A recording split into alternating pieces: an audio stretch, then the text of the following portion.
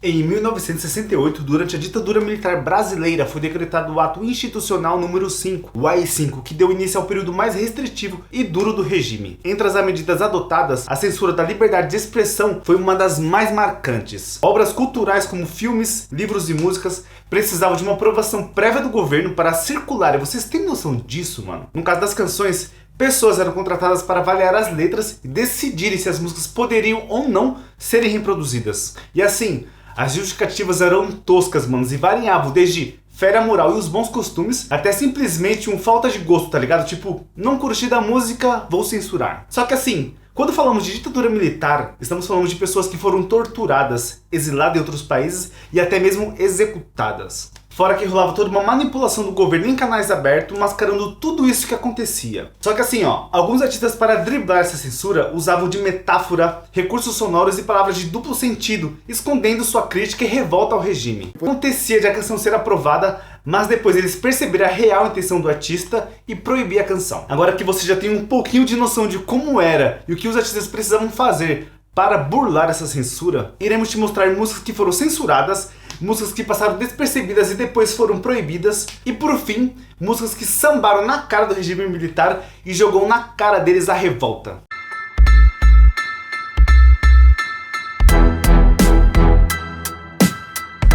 Agora, antes de começarmos a falar sobre essas músicas, eu gostaria de pedir para você deixar um like aqui nesse vídeo e se inscrever aqui no canal e ativar o sininho, que fica na parte inferior desse vídeo. Pois só fazendo tudo isso, o YouTube vai te notificar quando sair conteúdo novo aqui no canal como esse que você está assistindo.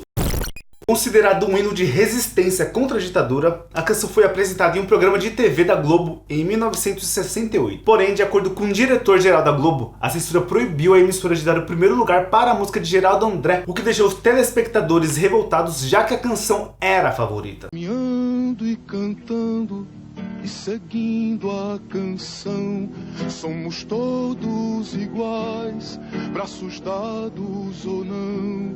Segundo os censores, a letra incentivava protestos contra o regime e era ofensiva ao exército. Assim, na letra diz que flores não seriam suficientes para combater os canhões do exército, fazendo muitas pessoas interpretarem que era preciso sair nas ruas para protestar. Isso fez com que os militares ficassem com um olhar diferente para o artista, que acabou tendo que se exilar no Chile. Fazem da flor seu mais forte refrão, que acreditam nas flores vencendo o canhão.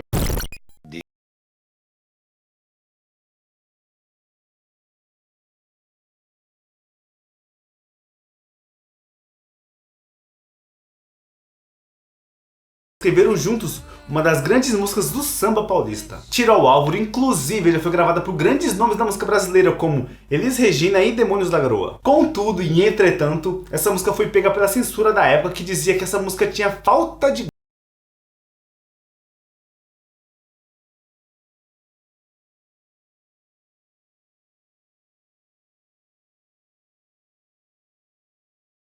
Barbosa foi pego de surpresa ao receber um documento oficial vetando algumas de suas músicas. A justificativa que foi usada para vetar a canção é que a letra tinha palavras que brincavam com a oralidade do paulista, como tauba, automorve e revólver.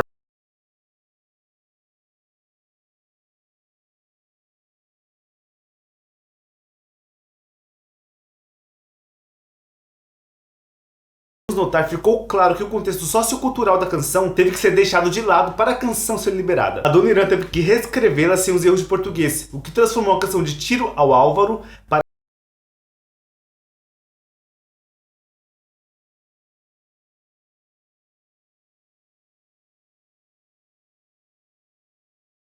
com uma letra poética e totalmente política. O Bêbado Equilibrista, conhecido na voz da Elis Regina, é considerado até hoje um hino da anistia. Há trechos que criticam explicitamente o exílio de alguns colegas artistas brasileiros. Além disso, também relembra as esposas do operário Manuel Fiel Filho e do jornalista Vladimir Herzog, ambos assassinados sob tortura durante o regime militar.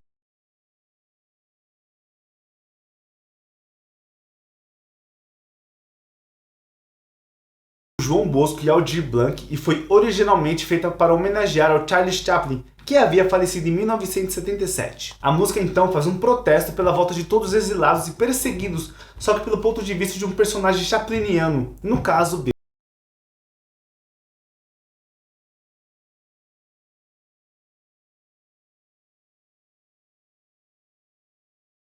Começa fazendo uma menção a um viaduto que desabou no Rio de Janeiro em 1971, deixando dezenas de mortos.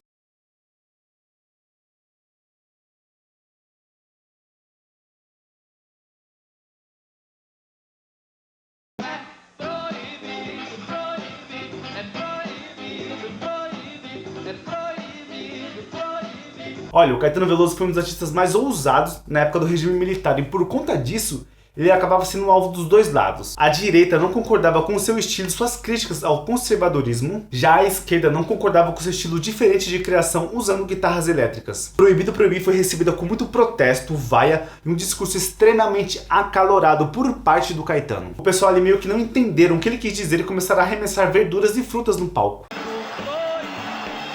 Mas é isso que é a juventude que diz que quer tomar o poder.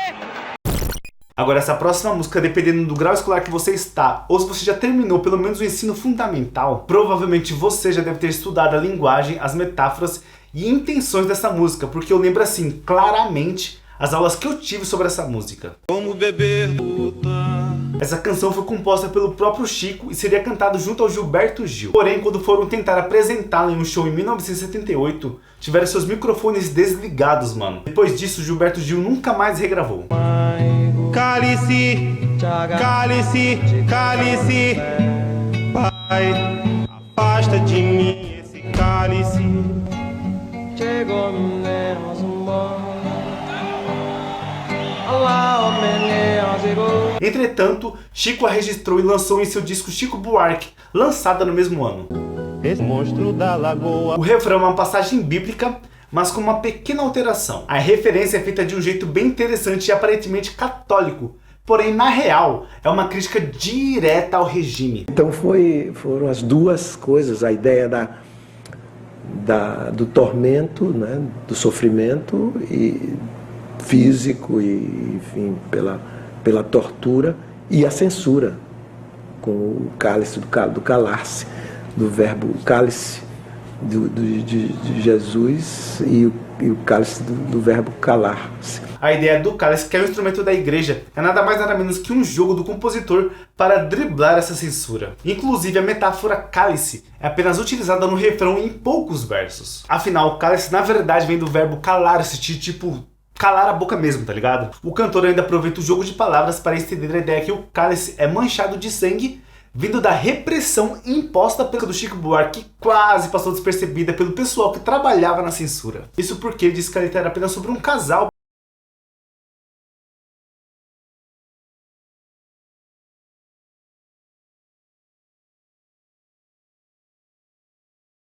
Do AI-5, o Chico foi para a Itália e ficou por lá mais ou menos 1 ano e meio, esperando as coisas darem uma acalmada aqui no Brasil. Só que assim que ele voltou, ele percebeu que na realidade a situação estava muito pior. A verdade é o seguinte, a ditadura encheu bastante meu saco, mas eu também enchi o saco deles. Essa música foi a primeira assim que ele retornou ao Brasil.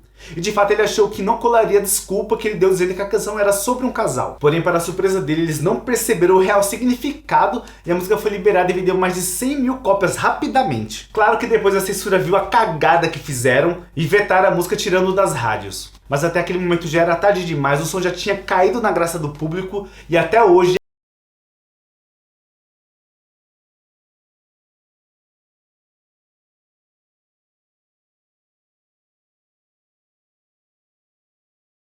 poderíamos deixar passar o cara que zombou e aloprou na cara da ditadura militar. Mano, Raul Seixas, com toda a sua genialidade, ele bateu de frente com os militares e falou o que queria, tá ligado? O seu primeiro álbum solo tinha o nome de Kringa Rabandolo. E quando lhe perguntaram, ele disse que era o grito de guerra do Tarzan, que traduzido seria algo como cuidado com o inimigo. Nesse álbum tinha a canção Mosca na Sopa, que assim, ninguém se tocou no que ele quis dizer naquela música, pois se deixaram levar pela letra chiclete e a mistura de rock com ritmos africanos. Eu sou a mosca que perturba o seu sono.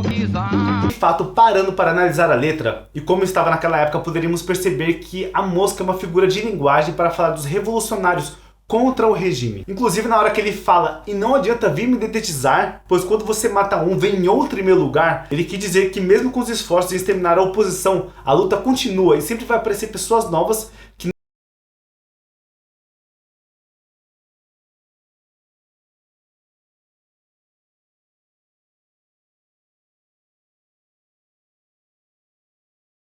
Era a dentadura postiça, que se pararmos para prestar atenção, a palavra dentadura está bem próxima de ditadura. E essa canção fala o tempo todo em vai cair e vai sair, dizendo que uma hora ou outra a ditadura iria cair.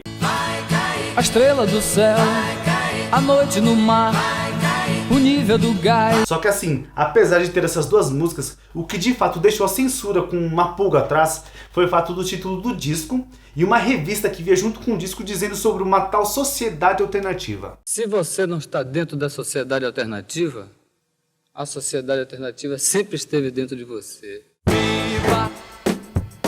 Viva! Ele tentou se explicar dizendo que essa sociedade alternativa era algo do Aleister Crowley e tal, mas ele acabou sendo convidado a se sair do país junto com seu amigo Paulo Coelho. Só que assim, esse disco foi lançado em 1973 e o disco seguinte, que seria o Guita, já estava prensado e seria lançado de qualquer jeito em 1974 com a música Sociedade Alternativa. Para o desespero dos militares, esse disco arrebentou de vendas, fazendo o público querer o Raul Seixas na televisão. Nessa época, meio que começou a rolar uns papos em que o Raul tinha sido expulso do país, obrigando os militares a o trazer de volta, dizendo que ele era patrimônio do país. Bom, eu nem preciso dizer dessa reviravolta.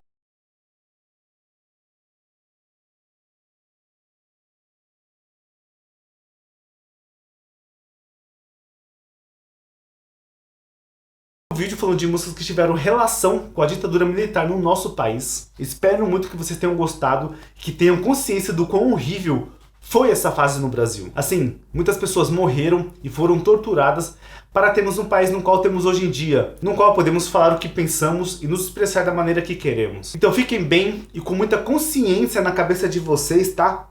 Nos vemos no próximo vídeo, demorou? Fui!